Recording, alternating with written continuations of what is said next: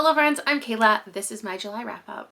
Mackenzie said to organize it by the books that have the least amount of words in the title to the most amount of words. So that's what I've done. Here are my stats. This room gets very hot. So if I take a couple skips and I don't want to talk about the books because it's going to take me minutes to sit here and ponder what I want to say about them, we're just gonna keep it moving. The first thing I have, one word title, Jaws by Peter Benchley. This is so funny because when I picked this up, I didn't look at any reviews because I was reading it for a video, and I didn't realize that this is not a beloved book. I just always assumed it was, and maybe it's because the movie is, but in fact, a lot of people really don't like this book, and I got a lot of comments being like, you're gonna hate this one, I can't wait to see you roast it, and then I gave it 4 stars. So I thought it was good.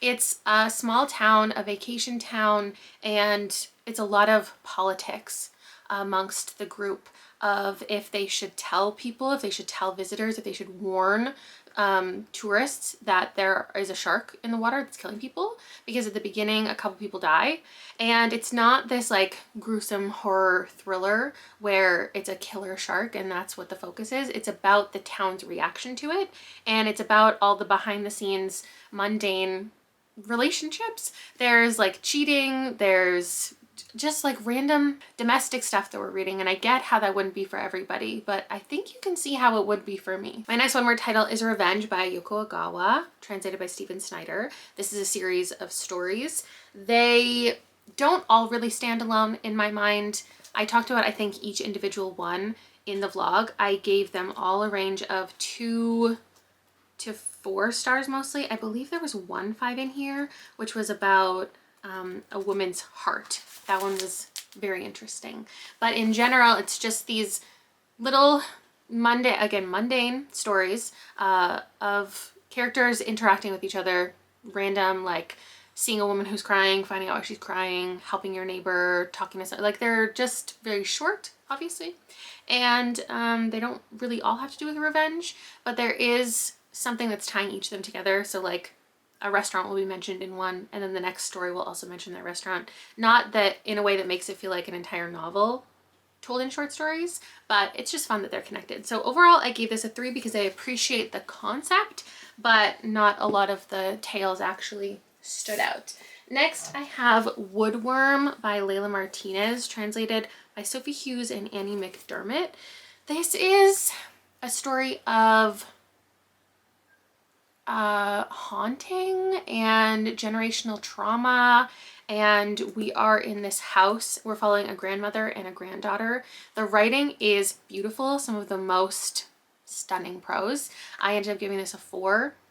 Conceptually, it's very interesting, but I wanted it to be a 5 so bad it just wasn't, but I see how it could be for so many people. This is one of my favorite covers also. There's this man who is essentially trapped these women in this house, a grandmother, a granddaughter, and the woman in between, the mother of the younger girl, is missing, and there's another disappearance that's happened, and we're trying to put all these clues together while just deciphering the relationship between these 2 women and what they've gone through and how they're connected. The POVs switch often and without a lot of clarity, and there's not quotation marks, so it's just a very immersive experience. It was disturbing and uncomfortable at times. These women are challenging each other. It's more of a revenge story than even the one called Revenge. Next up, okay, I've got a 1 word title and then we're switching into the 2 word titles, but this is my first like skip. I'm not going to talk about this. It's Dune and Dune Messiah by Frank Herbert. I gave them both 5 stars, and I've talked about them in the vlog. I originally read them 3 years ago, in the wrap up, in my favorites of the year, in my most recent vlog. So just know Dune is a love of my life. One of the questions that came in was, what book would you take to a desert island? And I was thinking this would be good, but maybe it would make you feel even more like dry and parched. But I was thinking of all the options, like this is the longest, so you could read it for a long time and it would keep you entertained, or you could reread it a lot and get something new out of it each time. I don't know. Next up, I have Summer Sisters by Judy Blume. Somebody asked the question, what book would I recommend for a book club? And this one came to mind because I think everybody would have an interesting time debating how they feel about various characters and relationships. I gave it a 3. It is a story of 2 teenage girls. Maybe they're maybe it's before, I don't know when it starts, but through very many summers of their lives, as their friendship grows and falls apart, fractures, and you also visit them as adults when one of them has invited the other to her wedding, and it's going to come to a head of all of the tension they've had throughout the years. One of them comes from wealth, and she brings the other into her orbit, and it's the bad things that they get up to. It's not really intense and dramatic, but it's definitely not like a soft friendship story. It's interesting. I didn't like a lot about this outside of the friendship. There was very weird relationship and language that I didn't love. I also got another question that was, what book would be made better if there was a murder in it? And I realized almost maybe every single book here has a murder in it. So this is my default answer. I do think it would have made it more interesting. Then we've got Untamed Shore by Silvia Moreno Garcia. This is a small town in Baja California, and we're following a young woman who has stayed safe her entire life, has like stuck to the rules and done what her family expected of her, and now she dreams of more. She wants to travel the world. She wants more opportunities. She wants more experiences, and she gives like tours around town to American tourists, and she ends up meeting these people who are very worldly, much more experienced, and they hire her, but there's some like nefarious things going on behind the scenes. It's a noir, and I thought it was really good. I gave it a 4. Actually, someone asked what book could be 5 stars if there were more sharks, or there were sharks at all introduced. And I thought that was a great question because I read a lot of shark books this month. And I was looking at all of them, and there's nothing that I gave like a 4 that I think with sharks could have become a 5. There was a lot that I gave like a 1 or a 2, and I'm like, they could be better if there were sharks, but definitely not a 5. So this is the one I would have to say. Do I actually think if we suddenly got more sharks, because the sharks aren't really that much a part of it. They're a part of the town. They're a part of people's careers, but they're not like the focus of the story. If the sharks were in it more, could I have given it a 5? I'm gonna say maybe. Now we have Horror Movie by Paul Tremblay, which, even though the title has the word horror in it, don't go into it expecting a horror novel, because it's more a general fiction with some ominous vibes to it. I think it goes into a weird direction, and so like I want to put it in the horror category, but I don't want to set people up with the wrong expectations. I think if you read The Pallbearers Club and you were like, there's absolutely no horror in here, this is like similar with a little bit more. So maybe it'll appeal to you, but if you absolutely hated The Pallbearers Club, I don't think this isn't gonna be the one for you. Somebody asked me to now rank all of my Paul Tremblay reads. So my all-time favorite is The Pallbearers Club. My next favorite is The Cabin at the End of the World, then A Head Full of Ghosts, then Survivor Song, because that one was not good. Not including his short stories. Those are just the novels that I've read from him. So that's my ranking. And the story is about a man who, when he was younger, participated in filming this movie. It was a horror movie that his friends had a very small production were putting on, and everyone from it has died except for him, and the movie never came out, and people have talked to him since about like wanting to interview him, wanting to find out what really happened on set, because there are all of these rumors and people want to remake the movie, and he ends up participating in the remake. And so the past storyline, sections from the movie that have been like leaked over the years, the original one, and then filming the new one, and just all of his internal thoughts about wanting to preserve the magic of this film and wanting to continue his friend's legacy. Like that's all pieced in here. I thought it was just a great, interesting study of the dynamic between all of these people. 5 stars, had a great time. Then we've got Magical Realism, 2 words, but then a longer subtitle, Essays on Music, Memory, Fantasy, and Borders by Vanessa Angelica Villarreal. This is exactly what it sounds like. It is about dissecting fantasy and magical realism, explaining fabulism, surrealism, how those belong to certain types of stories, who has told them in the past, and just dissecting a lot of really well-known fantasy movies and video games that I'm not personally familiar with. Like I am title wise, but not something that it's not things that I actively enjoy or consume. And so if I did, I'm sure I would give this a 5, but I respect what this is completely. I gave it a 4. It's about her own life, how she relates her life to these fantasy things, and also just the importance of things like fan culture and fan fiction and escapism in her own life. She talks about gender, colonialism, her childhood, like personal things and then global things. Very well constructed. Highly recommend. Oh, and then I have one more 2-word title that I don't own. I just randomly, I think, got access to the audiobook on Libby, and so I listened to it in like 2 hours. It's called Paradise Rat by Jenny Hval, and I completely forgot why this was on my radar, and I probably shouldn't have picked it up. The thing that everyone talks about in their reviews is the amount of urine in this book and how it's shocking how there's like 10 to 20 scenes that are all about this obsession with pee. And I forgot that's why I originally heard of it. That's not why I requested it. I can't remember now why, but I didn't like it. Not just for that aspect, but I just don't think that I really got it. I can read reviews from other people and listen to what they have to say about it, that it's this intimate story, that it's about losing privacy and the obsession with like the female form and queerness, and that it's like everyone says it's a beautiful story, and like I just didn't get it. I didn't see it. I wanted to so badly. It's about this woman who is just moving into a new house and she has a new roommate, and the borders between them vanish, like physically, emotionally, sexually. They become obsessed with this man in the building, and it's how they connect. And the obsession with bodily fluids like makes sense. I understand. I think I understand the purpose of it based on what other people say, but my active reading progress of it, I didn't have a good time. At no point was I like, oh, this is fun, interesting, or anything. And I wanted to so bad, because like queer horror, do we call it horror, is something that I love. This one just, I didn't see it. Moving on to The Iliac Crest by Cristina Rivero Garza, translated by Sarah Booker. This is another one I wanted to get more than I did. I'm giving it a 3. It follows a man who one day these women show up. Oh my God, it's again 2 women and a man, and the entanglement. They force themselves into his home, and they just begin like living there, and they interrogate him about his gender.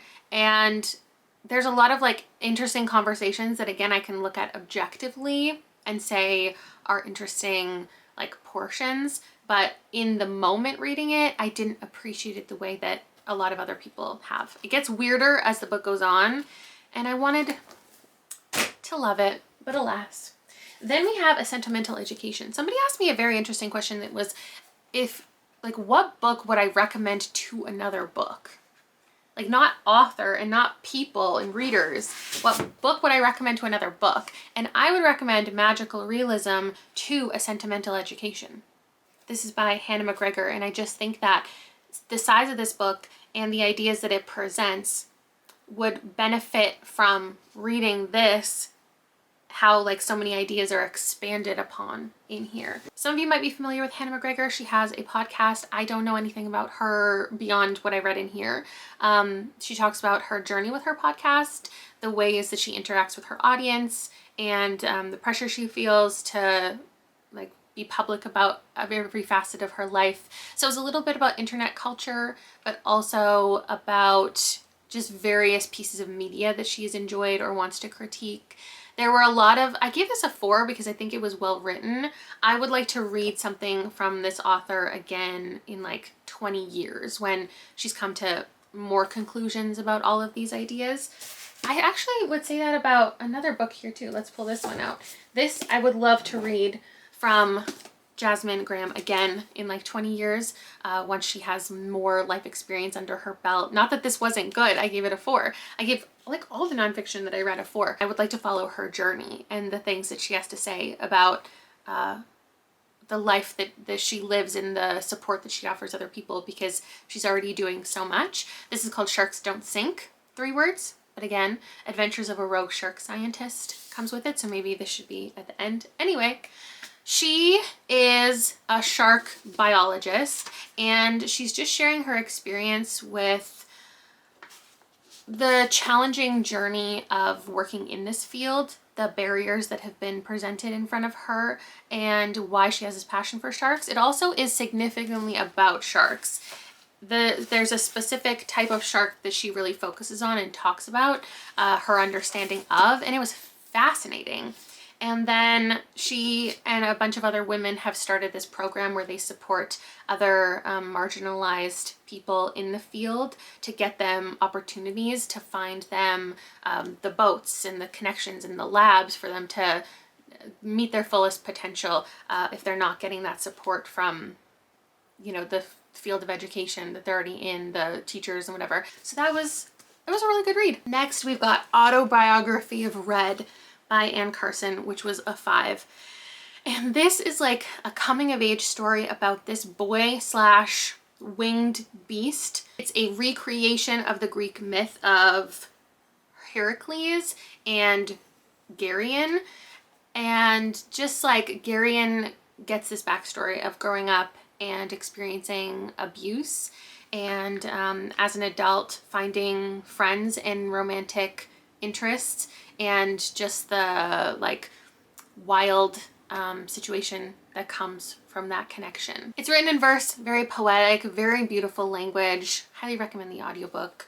Were there any questions that I would answer this one for? Oh, someone asked about high school required reading, and I don't know if this is a good answer, because like maybe required reading is things that should impact your life or your knowledge base, so maybe nonfiction is like what required reading is. But as far as like appreciation of literature and how to write something and how to take a story and make it your own, there's just a lot of opportunity to take certain lines of text and decipher them. So I would recommend it. Oh good, now we have, wow, the contrast between these two back to back is really special. This is Does It Hurt by H.D. Carlton. I don't want to be mean. This was my 1 star of the month. It is about a couple. Are they a couple? They meet and she steals his identity and then he hates her and then he kind of tries to kill her a lot, but they're also making sweet, sweet love. That's how I'm going to describe it. Sometimes surrounded by sharks.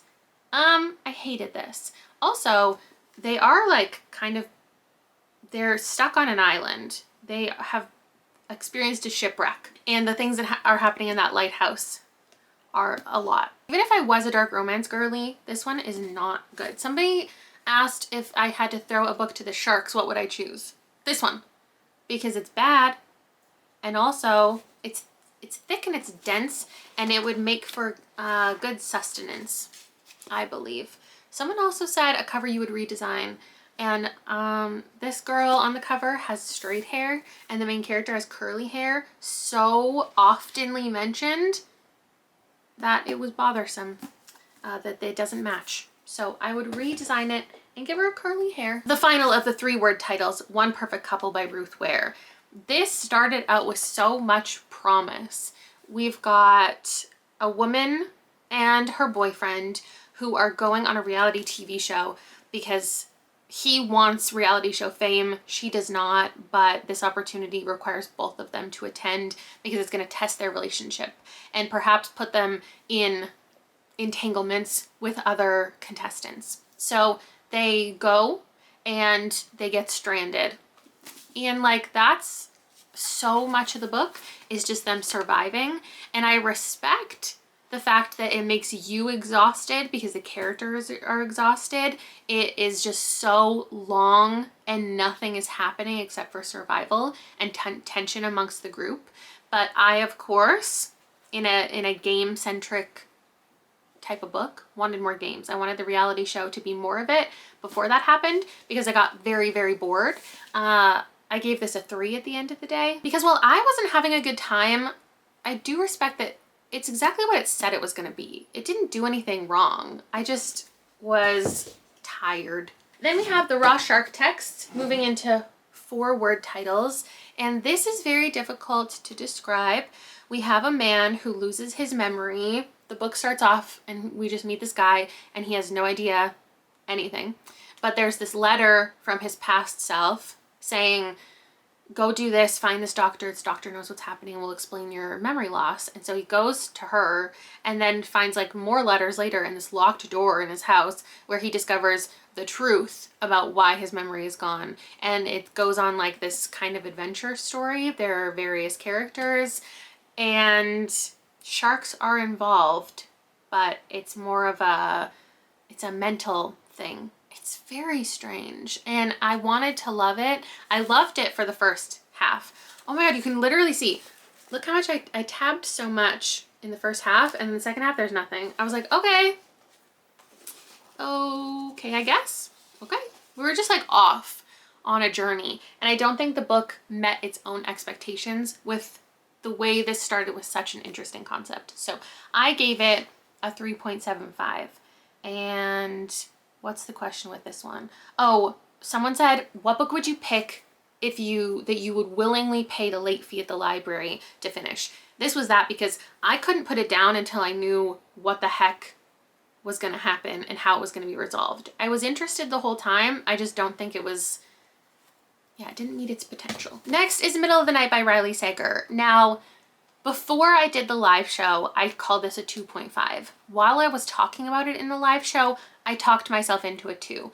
I just don't have many good things to say about it, and that's really unfortunate. It's about a man who, after 30 years, returns to his childhood home after his parents have moved out, and he doesn't really know what he's doing with his life. He lost his best friend when they were 10 years old. He went missing. He's been missing ever since. And when he returns home, someone is like giving him clues that Billy is still around. So either Billy still exists, Billy is a ghost, or someone is playing tricks on him that it's Billy.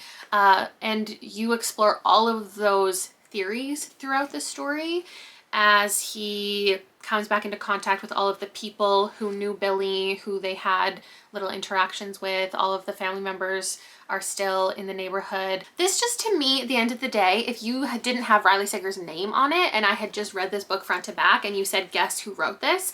Riley Sager wouldn't even be in the top 10. I don't think this felt like him. It wasn't like the fun kind, like I thought there'd be a little bit of fun usually in these types of mysteries. It wasn't like the fun read I wanted. It wasn't the intricate read that I wanted. It wasn't the chaotic kind where a million things happen at the end, like with a lot of his books. So I would answer the question of what book would you recommend to people just getting back into reading or just starting to read? This, for sure, because I think this is a good place to start with this author, and it'll mostly go up from here. Whoever asked my ranking, I would say Survive the Night is at the bottom. Then, unfortunately, this one, The Final Girls, Last Time I Lied, The Only One Left, Home Before Dark, Lock Every Door, and The House Across the Lake, because I like when things get goofy. I'm using my next 2 skips on these next 2 because I just have nothing to say about them. I read them both very quickly and they just didn't leave a lasting impression. So we've got Brown Girl in the Ring by Nalo Hopkinson, which I gave like a 2.75, and Pour One for the Devil by Theodore C. Van Alst Jr. that I gave, what did I give it? Let me check my notes. If I don't remember it, you'd think it was a 2. Yeah, okay. 2s. Gothic, dystopian, too short, too long. Next, we have 2 short story collections, each with 5 words in the title. Zombie Sharks with Metal Teeth by Stephen Graham Jones and The Skin Was Once Mine by Eric LaRocca. Very different experiences with these. I have to give this one, I think, a 2. Yeah, a 2. And this one is like a 4.5 because I rated all of the stories pretty highly. And I can't really remember any of them vividly now except for the final one, which was a kind of truth or dare game between these 2 older gentlemen that was very shocking but also fun. I do remember saying that the themes of the skin is definitely prevalent, feeling outside of your skin, or literally like a snake's skin was involved, and I thought they were all well done, which is great, which is not how I feel about all Eric LaRocca. Then this one, there was no theme, and the story about zombie sharks didn't even involve zombie sharks. So this one's the opposite. I didn't see the theme at all. It was just very strange non-stories. They all felt like concepts, almost all of them. There were just like 1 or 2 pages sometimes of like, hey, what if there was a zombie apocalypse and you had to throw animals at the zombies? And so you had like a whole, instead of a belt of bullets, I don't know what that would be called, it's like animals that you're just like sacrificing. Like, what if that was a thing? And then the story ended. I liked that one. I also like the one where the woman had puppets as parents, but other than that, not that this is even available to purchase, but would not recommend. And I'm a Stephen Graham Jones girl. Then we have You Know What You Did by KT Nguyen. This was the Literally Dead Book Club pick for June. I didn't read it until the first couple days of July because the live show was in July, and I didn't love it. I gave it a 2.75, which, like, my book club picks, this was also one of my book club picks, also Sisters of the Lost Nation, I've just been giving out 2s the last couple times, and it's been very sad. The next one is Stephen Graham Jones though, so maybe not based on the short story collection, but based on my history with him, maybe it'll pick up, I hope. Oh my god. This is about a woman who recently lost her mother, and she is dealing with OCD and obsessively thinking about what happened with her mother, feeling a lot of guilt. And then while she's grieving and reeling from that, she has other dead bodies appearing around her. A friend of hers, somebody in like a hotel bed next to her, and she is obviously a suspect by the police, and she's being investigated. And we're also reading about her relationship with her husband and her daughter. And there's just a lot of like domestic stuff in here, but not a single character motivation made sense to me. And it was not a good read in that way. While there was a lot of themes I enjoyed exploring, I just don't think this made a lot of sense. I liked the writing. I would pick up more from her. But I also found it to be a little bit too simple and unsatisfying. And then we have the final one, the longest title of them all. Every time I go on vacation, someone dies. 8 words by Catherine Mack. Somebody asked if there was a book cover that I could insert myself into that world. Which would it be? It's obviously this. Like, hello, a European vacation sitting by the beach reading. Like, that's the goal. This is the first book in a mystery series, and we're following an author. She has been writing this book series for a long time, and she wants to end it because she wants to move on to something else, but also because there is a man who is making money off of her books because he was an inspiration for one of the characters, and he takes a lot of the royalties every time she sells a book. But before she can do that, someone on their vacation, he's there because it's like an author tour. It's kind of like, what's that movie with Sandra Bullock and Channing Tatum? It's kind of got like those vibes. He's like just around a lot because he's an inspiration. He's like partially involved, and people fawn over him, so they keep bringing him to all of the events. And someone is on this vacation setting out to kill him. Someone's like taking attempts on his life, and now our main character has to help him like survive and also find out who's doing it. It's got cozy thriller vibes, but it also is deadly, like bad things are happening and people are in danger, but it's more fun than anything else, so of course I gave it a 5. It's a direct-to-reader style, so you're getting all of her thoughts told directly to you, which is just one of my favorite things if it's done well, and this one was. It's clearly written from the perspective of an author who knows a lot. Like, the author who wrote the author clearly knows a lot about the industry and about social media and engaging with the audience, and that just made it super fun. So this was one of my favorites. I was in a bit of a drought for a couple months, not having any new 5 stars, and this month I had 3. Last month was also good, so I feel like the trajectory of the year is looking good. I'm feeling great about my reads. I had a lot of flops. Like, I'm giving out 2s a lot more than I want to, but at least I have wins along the way as well. So that's everything that I read. Thank you so much for watching. Let me know if you're going to read any of these, if you already have, if our thoughts differ. I'm sure there are certain books in here that we have very different thoughts on, but feel free to tell me all about that in the comments below, and I'll see you later. Bye!